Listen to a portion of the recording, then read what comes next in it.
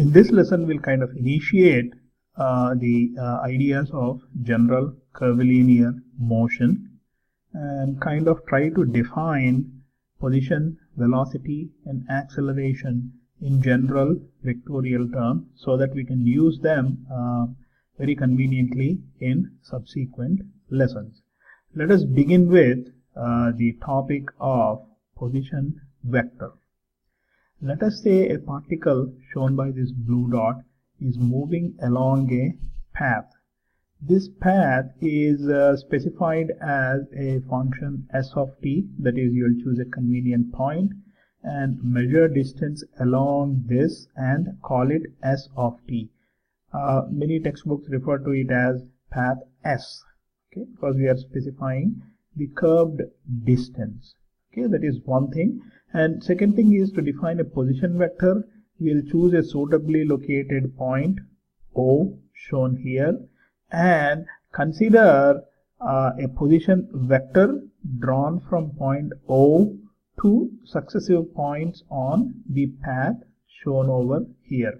This line is called radius vector, and this radius vector completely defines the position of the point on this path, and the length of this is the magnitude of the position vector, and the angle it makes with coordinate axis, that is direction cosines, completely define the position of the point. The concept of position can be extended to define displacement. Displacement is change in the position. For example, if the particle occupies a position shown here at t is equal to t1, where the distance measured from some chosen convenient point is s is equal to s1, at time t is equal to t2, the particle is assuming a position shown over here, time t is equal to t2 and s is equal to s2. You have position vectors r1 and r2. So you very clearly see that the position vector changed from a value of r1 bar t r2 to a value r2 bar t. This arrow on the head used at r1 and r2 indicates that this r1 and r2 and thus this delta r, they are all vector quantities. That is, this r2 minus r1 is vectorial subtraction. That is, we obtain this using parallelogram law, which is considered to be the first axiom of statics. In any case, this delta r is equal to r2 minus r1 is vectorial operation, and this delta r is called the displacement during the time interval from t is equal to t1 to t is equal to t2. Okay, you can clearly see that this delta r is not along the path, but it is a chord on the path. Okay, similar, just the way we defined this delta r, we can define this delta s also along the curve, this curvilinear distance, as s2 minus s1. So we have defined what is position, how a position of point is defined for curvilinear motion, and how displacement is defined. Again, we'll consider a particle moving along this path. At two instances of time, you have r1 bar as vector at position t is equal to t1, r2 bar t as position at t is equal to t2. Then we can define what is the displacement delta r, which is given by r2 minus r1. Okay, once we define that, we can define average velocity to be delta r divided by delta t.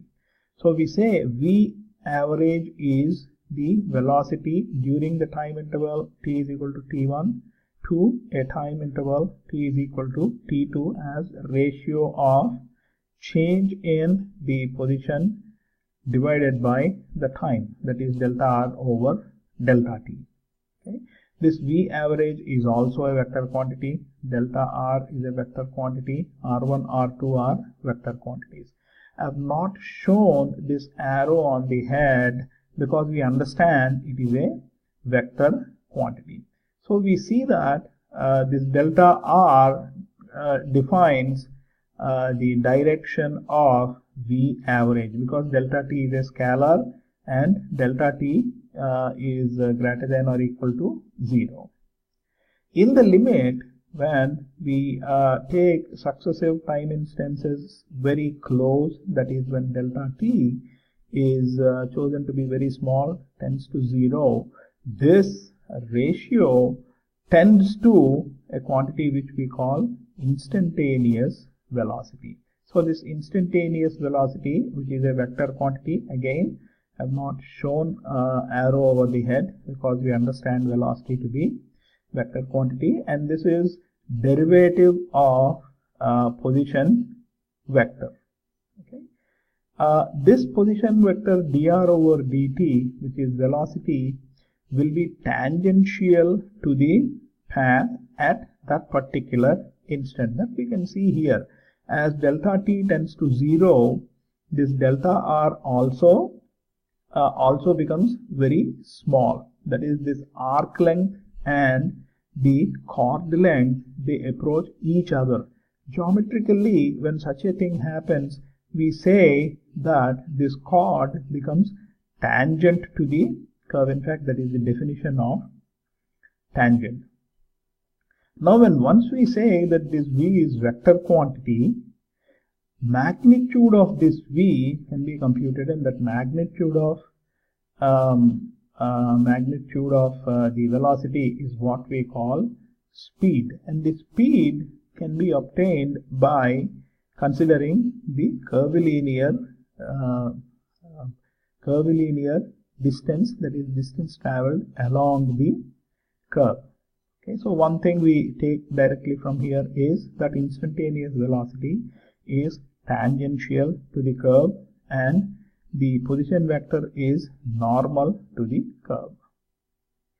Having defined what is position, what is displacement, and what is velocity, the next obvious thing to do is to define what is acceleration. Acceleration gives us the change of velocity divided by the time interval during which that change is occurring. So this average velocity, which is a vector quantity, is defined as ratio of change in velocity divided by the time during which the change is occurring, which is v2 minus v1 divided by t2 minus t1. At t is equal to t1, the particle is at this point where velocity is v of t. We are denoting it by symbol v1. Similarly, at time t is equal to t2, the particle is here. At time t is equal to t plus delta t, which we call t2. And velocity at this instant is what we call v2. So this average velocity is a vector quantity. I didn't show arrow on the head. Again and again I'm mentioning. We understand it by the context. Okay. This can be extended as time t tends to 0 to a quantity which we call instantaneous acceleration, is defined as ratio of delta v to delta t as delta t tends to 0. Thus it is derivative of velocity or second derivative of position. When we take this delta t to be very small and draw all the vectors v1, v2, v3 with their tails coinciding at one particular point, the curve we so obtain is called a hodograph.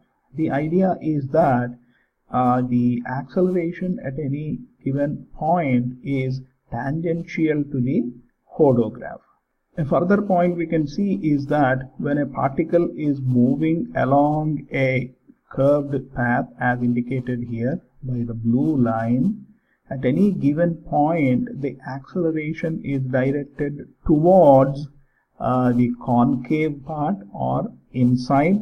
You have radius, you have the center of curvature somewhere here that you can feel. If you draw a curve, the center of curvature will be towards the concave side, and thus we say that the acceleration points inside. This kind of one component of this acceleration is what we call centripetal acceleration. In summary, we say that velocity vector is tangential to the path and acceleration vector is tangential to the hodograph. On this in subsequent lessons, we'll try to see in space when a particle is moving how we can represent its kinematics by the components on to XYZ axis, and then we initiate the topic on projectile motion.